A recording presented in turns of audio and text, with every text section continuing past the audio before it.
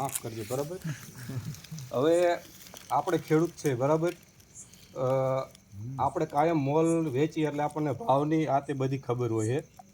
આપણે સોનું જ્યારે પણ કરાવી એના ભાવની પણ ખબર હોય છે.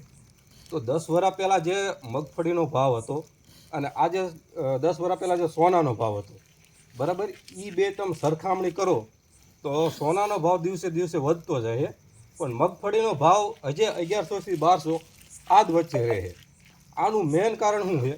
જે આગળ પાર્ટી હોય એ છે, એ સોનાનો ભાવ ઉપર જતો જાય, મતલબ કે ઇકોનોમી આપણી આગળ વધે છે, પણ જે આ ખેડૂતની જે છે એ પાછળ રહેતું જાય છે. શું કામ?